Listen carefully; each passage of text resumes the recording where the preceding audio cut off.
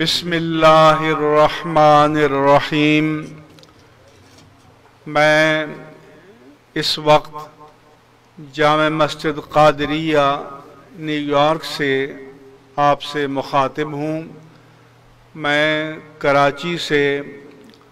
امریکہ روانہ ہو چکا تھا۔ یہاں امریکہ کی مختلف اسٹیٹس میں میلاد النبی صلی اللہ علیہ وآلہ وسلم کے عنوان پر کانفرنسیں ہیں، سیمینار ہیں۔ میں سفر میں ہی تھا کہ یہاں پہنچنے کے بعد معلوم ہوا کہ مستونگ صوبہ بلوچستان میں میلاد النبی صلی اللہ علیہ وآلہ وسلم کے جلوس پر ایک خودکش حملہ ہوا اور اس کے نتیجے میں تقریباً 53 یا 55 شہادتیں واقع ہوئیں۔ 53 جانثاران مصطفیٰ اور عاشقان مصطفیٰ صلی اللہ علیہ وآلہ وسلم نے جام شہادت نوش کیا، اور بڑی تعداد میں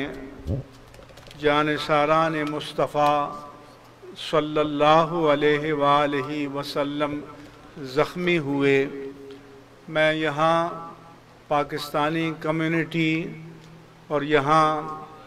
پاکستانی پس منظر رکھنے والے علماء کے درمیان بیٹھا ہوں۔ ہم سب دہشت گردی کے اس سانحے کی شدید ترین مذمت کرتے ہیں اور حکومت پاکستان سے اور ریاست پاکستان سے پرزور مطالبہ کرتے ہیں کہ جو عناصر اس کے ذمہ دار ہیں ان کی کھوج لگایا جائے اور ان کو کمین گاہوں سے نکال کر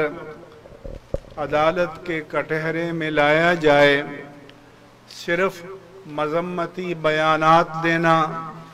صرف ہمدردی کے پیغامات دینا، یہ زخموں پر مرہم رکھنے کے لیے کافی نہیں ہے۔ مذمتی بیانات دینا، قراردادیں پاس کرنا، یہ ہم بے اختیار لوگوں کا کام ہے، لیکن جو صاحبان اقتدار و اختیار ہیں اور جو حکومتی اختیارات سے لطف اندوز ہو رہے ہیں، ان کی آئینی، قانونی اور شرعی اور اخلاقی ذمہ داری ہے کہ وہ اس جرم کے مرتکبین جہاں بھی ہوں اور جہاں سے یہ سازش کی گئی ہے، جہاں سے یہ ناپاک منصوبہ تیار کیا گیا ہے، ان سب کو انویسٹیگیٹ کر کے اور ثبوت و شواہد کے ساتھ قانون کی عدالت میں لایا جائے اور عبرتناک سزائیں دی جائیں، تاکہ آئندہ کسی کو اس طرح کی جسارت کرنے کا حوصلہ نہ ہو سکے۔ ہم دعا کرتے ہیں کہ اللہ تبارک و تعالی ان تمام شہدائے کرام کو جو محبت رسول صلی اللہ علیہ وآلہ وسلم میں جمع ہوئے تھے اور میلاد النبی صلی اللہ علیہ وآلہ وسلم کا جلوس نکال رہے تھے، ان کو اپنی بارگاہ عالی میں شہادت مقبولہ مرضیہ نصیب فرمائے، اور اللہ کے حبیب کریم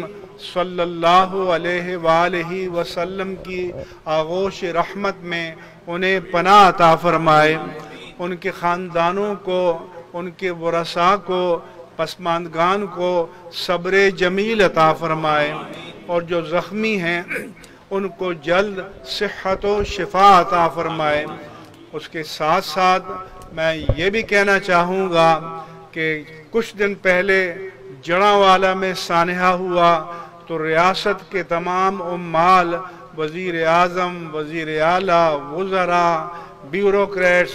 یہاں تک کہ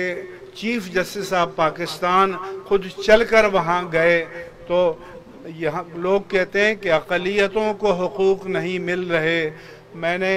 ابھی 2 کالم لکھے کہ حقیقت تو یہ ہے کہ اکثریت اپنے حقوق سے محروم ہے. تو میں ان سب حکومت کے صاحبان اختیار و اقتدار سے کہوں گا کہ یہاں بھی وہ چل کر آئیں اور لوگوں کو حوصلہ دیں. اور جس طرح 3 دن کے اندر تمام متاثرہ خاندانوں کو 20-20 لاکھ کے چیک دے دیے گئے تھے،